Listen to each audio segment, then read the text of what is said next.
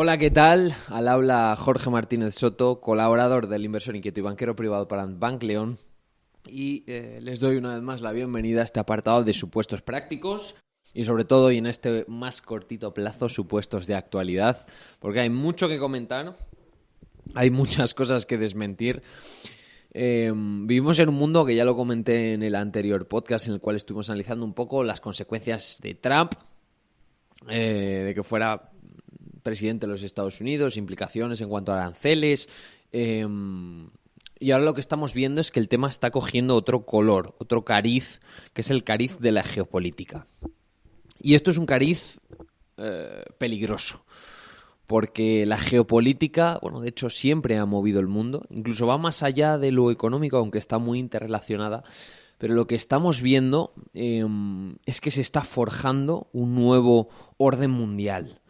Un nuevo equilibrio en el cual todas las piezas del tablero, dentro de las cuales nosotros formamos parte de Europa, se están reorganizando, reposicionando, recolocando y preparándose para, de hecho hay algunas voces que ya hablan de tambores de guerra, y cada vez está más boca de todos lo que sería una tercera guerra mundial por la polarización que estamos viendo tanto en la sociedad como en los políticos, ¿no? Y esto no es nada nuevo, o sea, no es algo que no haya pasado ya antes. Y de hecho, y comentándolo también con, con un cliente, yo os lo recordaba, digo, joder, es que el ser humano es la única especie que tropieza dos veces la misma piedra. O sea, es que no tenemos memoria de especie. Si lo aplicamos a cualquier otro animal, un león, una gacela, un ñu, los ñus saben que los leones son peligrosos por memoria de especie, porque sus antepasados, el antepasado del ñu, llevan enfrentándose contra los leones desde que son ñus y ya han comprobado y han cometido errores que a muchos de ellos les han costado la vida, y es esa memoria de especie lo que le lleva al ñu, en cuanto ve un león, a huir. Nosotros, por suerte o por desgracia, no somos así. El ser humano tiende a equivocarse. Como ya nos equivocamos en la Primera Guerra Mundial, como nos volvimos a equivocar en la Segunda Guerra Mundial en apenas 100 años, y a día de hoy también se están tomando decisiones desde el punto de vista político y desde el punto de vista ideológico y desde el punto de vista económico que nos están llevando o acercando de nuevo a ese abismo al que ya hemos estado y que ha costado tantas vidas, tanto sufrimiento, tanto dinero, y esto es peligroso, ¿no? Es algo sobre todo a lo que hay que prestarle bastante atención. Y esto se ve en el tono de algunos políticos. No hace falta ir más lejos más que poner la tele y ver un poco por qué estos líderes, tanto Putin como Donald Trump, como Milei, como populismos que estamos viendo en Europa, la gente lo que estamos viendo es que está completamente polarizada. O sea, no hay espacio a día de hoy para el punto intermedio, el equilibrio que siempre nos ha caracterizado y que siempre ha sido lo correcto. O sea, no existe a día de hoy, no hay espacio para el equilibrio en este mundo. Solo hay espacio para los extremismos. ¿Por qué? Porque la sociedad es lo que demanda. ¿Por qué Trump ha ganado las elecciones? ¿Por qué Milei ha ganado las elecciones? ¿Por qué los populismos de izquierda han ganado en Europa las elecciones?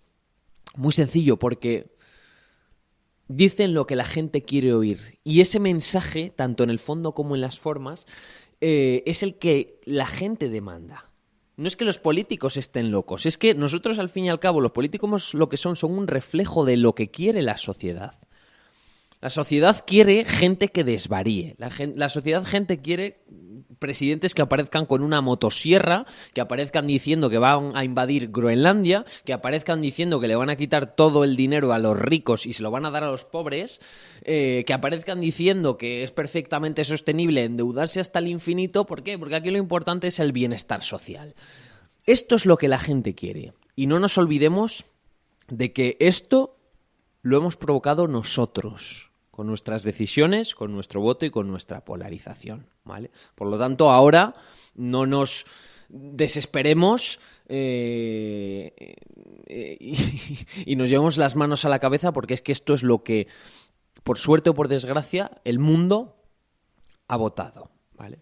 Y dicho esto, vamos a pasar a temas menos filosóficos, como es analizar un poco la situación que estamos viendo a nivel geopolítico, ¿vale? Os voy a hablar un poco de qué es lo que ha pasado, ¿vale? Por qué se está poniendo en tela de juicio y en jaque el equilibrio de poderes en el tablero de la política internacional, cuáles son los bandos y cuáles son los conflictos que están surgiendo entre los diferentes bloques y en qué lugar dejaría esto a Europa. ¿Vale? Aquí nos lo vamos a llevar hacia nosotros. ¿Qué impacto y qué soluciones vemos nosotros desde el punto de vista de europeos que somos? ¿Vale? Lo que estamos viendo es que los conflictos, sobre todo la mayor tensión que estamos viendo, se produjo a raíz del 12 de febrero, que fue pues un día bastante importante porque se produjo una llamada entre los dos líderes prácticamente de los órdenes mundiales. Por un lado, la Casa Blanca, Donald Trump; por otro, Vladimir Putin desde Rusia, ¿vale? Esto fue una llamada que duró aproximadamente 90 minutos y cuyo propósito fue restaurar las relaciones bilaterales y buscar pues un poco una solución a la guerra de Ucrania después de 3 años de conflicto, ¿vale? Este fue el primer paso, en el cual ya vimos una primera reunión de Putin con Trump, en la cual ambos manifestaron sentirse muy cómodos y con los intereses bastante alineados, ¿vale? Por lo tanto, vemos ahí un acercamiento de posturas. Posteriormente vino la Conferencia de Seguridad de Múnich, aquí en Europa, donde Estados Unidos comenzó a poner de manifiesto las diferencias, y más que diferencias, las exigencias hacia Europa. Aquí, en esa conferencia, ya Estados Unidos puso encima de la mesa que no está contento con cómo Europa ha gestionado, punto número 1, el tema de la defensa; punto número 2, el tema de la guerra de Ucrania; punto número 3, el tema, también importante, de los aranceles, ¿vale? Y de la política comercial con Estados Unidos. En un primer lugar, acusa a Europa y sobre todo a Zelensky de no haber sido capaz de acordar y de lograr una paz después de 3 años de conflicto. 2. Acusa a Europa de no haber invertido suficiente dinero en armamento, ¿vale? En defensa. Esto, la verdad es que tienen toda la razón. ¿Por qué? Porque Europa, cómoda, y sobre todo con una falsa seguridad y con una... Es que la palabra es acomodamiento, ¿no? ¿Por qué? Porque es total, ¿para qué nos vamos a armar si es que tenemos a la izquierda o a la derecha, en este caso a Estados Unidos, que nos va a sacar de todos los conflictos, siempre nos va a ayudar como miembro y aliado que es?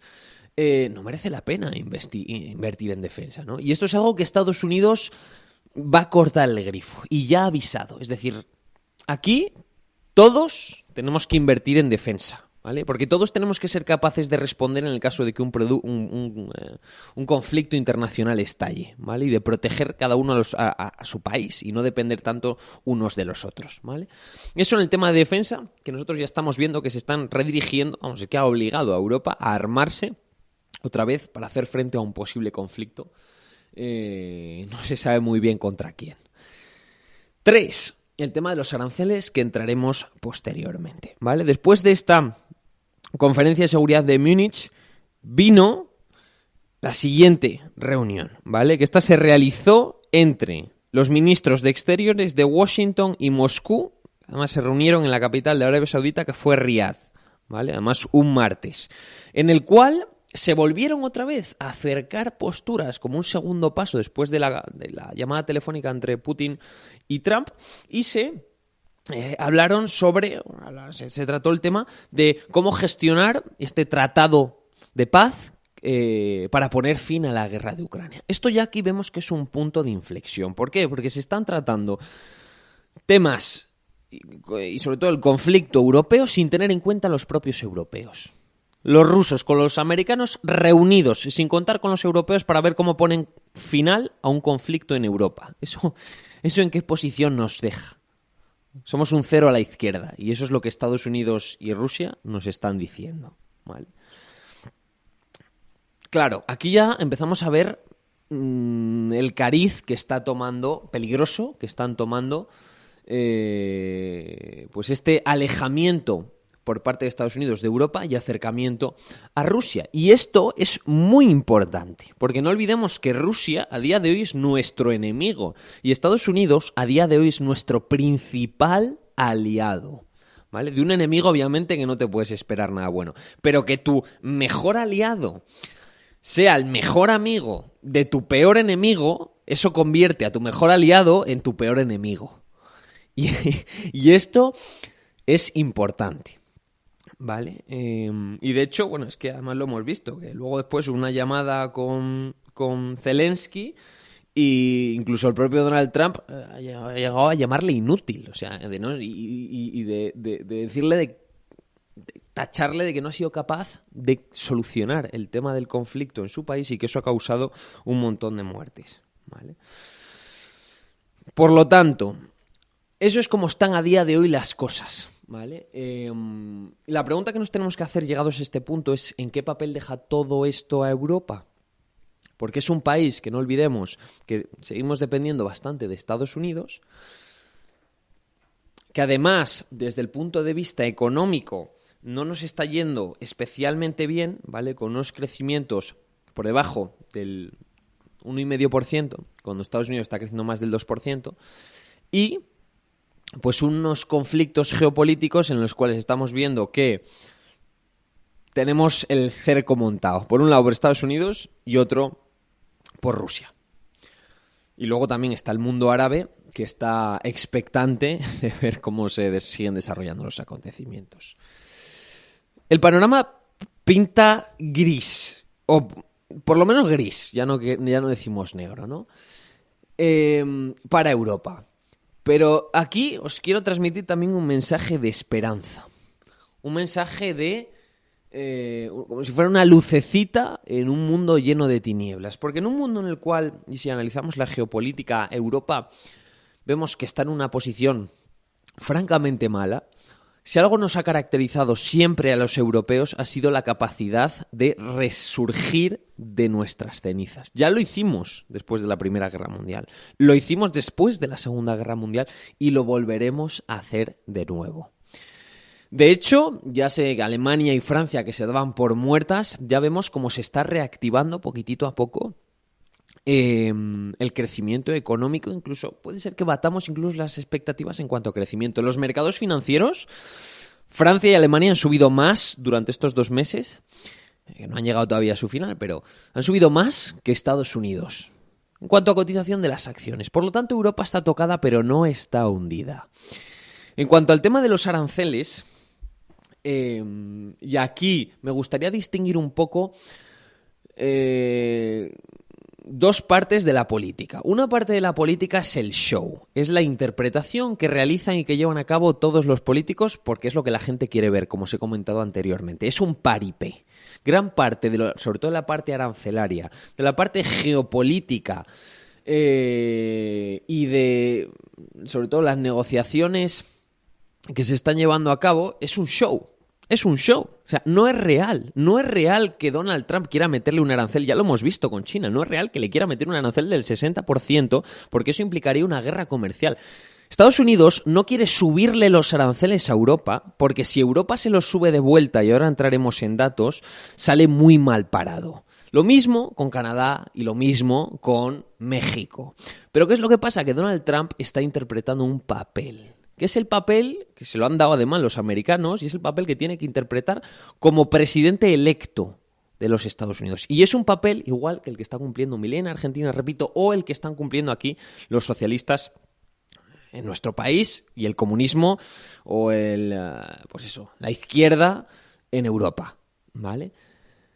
Y es un show, o sea, aquí distingamos, por favor, y yo le pido a la gente un poco de capacidad crítica, porque detrás de todo ese show que está montando Trump en los Estados Unidos hay mensajes positivos. Y la realidad es que a nadie, y repito, a nadie, ni siquiera a los americanos, ni a los chinos, ni a los europeos, ni a los rusos, nos interesa entrar en guerra. Ni en guerra comercial, ¿vale? Y os voy a decir por qué, y sobre todo el tema de los aranceles. Lo de los aranceles, lo que hemos visto es que lo que en un principio empezaron como algo ya impuesto, ahora es algo cuestionable y negociable. Para China empezó Estados Unidos diciendo que le iba a poner un arancel del 60%, luego lo bajó al 10%, y ahora vemos que incluso puede que no se aplique o se aplique un arancel muy pequeñito a los productos chinos. Con Canadá y México ha pasado otro tantito de lo mismo, que empezamos con un 25%, pero luego vemos que es subjetivo, es decir, que es negociable. Y nosotros, y con Europa, que es lo que está pasando, que es exactamente igual, de momento no hemos recibido amenaza en cuanto a porcentaje. Bueno, sí hemos recibido amenaza, pero no sabemos qué porcentaje va a poner para empezar a negociar encima de la mesa, ¿vale? Y lo que yo creo que quiere en realidad el presidente americano no es subir los aranceles a todos los productos que entren en Estados Unidos, que no se fabriquen en Estados Unidos, sino conseguir negociar y reducir los aranceles que se exportan de Estados Unidos hacia el resto de países. Y esto ya lo puso de manifiesto en su anterior mandato, porque lo dijo. Y una de sus políticas, de hecho, y de sus afirmaciones categóricas fue: no me siento cómodo con los aranceles que los europeos ponen a los productos americanos. ¿Qué es lo que hace el señor Trump? Pues el señor Trump coge y dice: vale, pues os voy a poner a todos general, a ti un 60, a ti un 25, pim, pam, pum, como un farol en la mesa de póker. Como un jugador de póker experto que se tira un farol para asustar y amedrentar a sus rivales. Cuando en realidad no tiene, porque él sabe que no tiene la carta ni la mano ganadora. No la tiene. ¿Por qué? Porque esto al fin y al cabo, y ahí os voy a dar números, vamos a hablar de las balanzas comerciales, que esto es muy importante a la hora de poner un arancel. Una balanza comercial básicamente es cuánto exporta cada país a Estados Unidos y cuánto importa ese país de Estados Unidos, ¿vale? Para ver si efectivamente, los Estados Unidos tienen la mano ganadora y son dueños y señores del comercio internacional porque, tienen unas balanzas comerciales excepcionales. No es el caso. Vemos que en la práctica Estados Unidos tiene mayor dependencia al resto de países de lo que le gustaría admitir. Por ejemplo, Estados Unidos, la balanza comercial con respecto a Europa, lo que estamos viendo es que Estados Unidos exporta productos, es decir, exporta a Europa, es decir, nos trae productos por un valor de 720.000 billion, o sea, miles de millones de dólares, ¿vale? Es decir, 720.000 billones de dólares, o sea, billions, o sea, sería 720.000 millones de dólares. Cuando nosotros importamos, es decir, no, a la inversa, perdón, nosotros exportamos a Estados Unidos 590.000 millones y Estados Unidos exporta a Europa 720.000 millones. Eso no es tanta diferencia. O sea, Estados Unidos no tiene la suficiente capacidad de negociación como para permitirse entrar en una guerra comercial, una guerra de aranceles, porque el superávit comercial tan solo con Europa es de 130.000 millones, que es muy poquito. O sea, es que nosotros les vendemos 590.000 millones de productos europeos que se están consumiendo a Estados Unidos. ¿A Estados Unidos vosotros creéis que le da igual? O sea, es que el impacto, en el caso de que Europa también se ponga chula y diga, vale, pues perfecto, si tú me aplicas un 25, yo te aplico un 25. Un 25 sobre 590.000 millones que les exportamos nosotros a los americanos es un pico. O sea, es un golpe importante. Por lo tanto, no es cierto que Estados Unidos tenga esa capacidad y yo creo que no le interesa, si es que es un tema de no le interesa. Canadá, otro tanto de lo mismo. Si es que Canadá exporta a Estados Unidos 430.000 millones y Estados Unidos a Canadá 480.000 millones. Están casi cuadradas, están casi parejas. Si es que no les interesa porque perderían los dos. México, otro tanto de lo mismo. Estados Unidos tiene una dependencia de lo que se produce en México brutal. Gran parte de los productos agrícolas que se consumen en Estados Unidos se exportan de México. México exporta a Estados Unidos 360.000 millones de dólares y Estados Unidos a México 490.000. Una balanza con una diferencia de 130.000. No es tanto. Y Japón, es que estamos en las mismas. Japón exporta a Estados Unidos 120.000 millones cuando Estados Unidos exporta a Japón 190.000 millones. Solo una diferencia de 70.000 millones. Y estos son datos de la oficina de Estados Unidos. O sea, que es que son datos publicados por los propios americanos. Que es que no hay ningún tipo de sesgo que digas, bueno, es que estos son datos europeos. No, son datos publicados por ellos. ¿vale? Conclusión. No nos interesa entrar en una guerra comercial. No les interesa a los americanos. Entonces, desde ese punto de vista, sí que es verdad que nosotros más bien vemos una desescalada. Sí que es verdad que van a continuar las amenazas, van a continuar los faroles, pero nosotros vemos casi más plausible y más realista que todo esto al final se traduzca en reducción de aranceles para ambos países, porque lo que va a ocurrir es que Estados Unidos va a decirle a Europa, te meto un arancel del 25%. Europa le dirá a Estados Unidos, te meto otro arancel, te lo devuelvo del 25%. Y luego van a ir bajando y van a decir, joder, si es que... ¿qué hace? Vamos a ver, vamos a pensar un poquito en el bien común y en el bien individual de cada uno de los dos.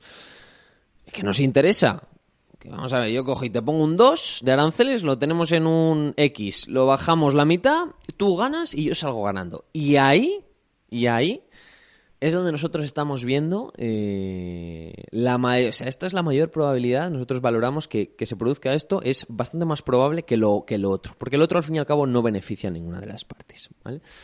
Por lo tanto, y en conclusión, buenas noticias para Europa, y ahí pues lo que hay que hacer es un poco abstraerse de todos estos mensajes negativos que oímos, que partes son ciertos, pero partes no lo son, y hacer un poco filtro, ¿vale? Y llevárnoslo al tema económico, si es que es tan sencillo como eso, porque la economía siempre se acaba imponiendo, y la economía, por mucho, no tiene ni de políticas ni... O sea, la economía se acaba imponiendo, y la economía es lo que manda. No nos olvidemos tampoco de eso, ¿vale? Así que bueno, un rayito de luz para Europa, para Canadá, para México, para China. Y luego hay otra derivada, que es que en el caso también de que se acabe la guerra con Ucrania, esto supondría también la apertura de los gasoductos Nord Stream 1 y Nord Stream 2 que proveían de energía rusa a Europa. Se acabarían las sanciones, que de hecho ya se están poniendo encima de la mesa programas para reducirle las sanciones a Rusia, para que vendiese más, que es algo incluso positivo para Europa, porque es lo que nos permitiría es volver a ese régimen de energía más barata, lo que supondría una disminución de los costes de prácticamente la totalidad de la cesta de la compra, y lo que se traduciría en una menor inflación para el sector europeo. En ese sentido también son buenas noticias, por eso que es que hay que analizar las cosas con cabeza. Y rascar y ver un poco el mensaje subliminal y distinguir un poco lo que es teatro de lo que es realidad, ¿vale? Y en base a eso, pues tomar las mejores decisiones.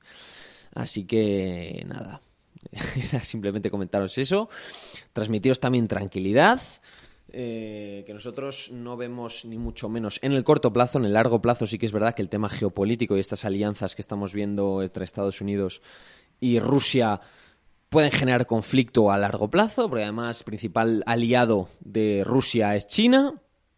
China quiere invadir Taiwán, Estados Unidos quiere proteger Taiwán porque es un enclave estratégico, y ahí sí que, desde ese punto de vista, y en el largo plazo, no ni a 1 ni a 2 años vista, creemos que sí que puede surgir conflictividad, y eso sí que hay que vigilarlo, ¿vale? Pero no esta parte de aranceles, que yo creo que al fin y al cabo llegaremos, como se ha hecho siempre, a un punto de equilibrio, un punto intermedio y un punto que nos beneficie a todos, ¿vale?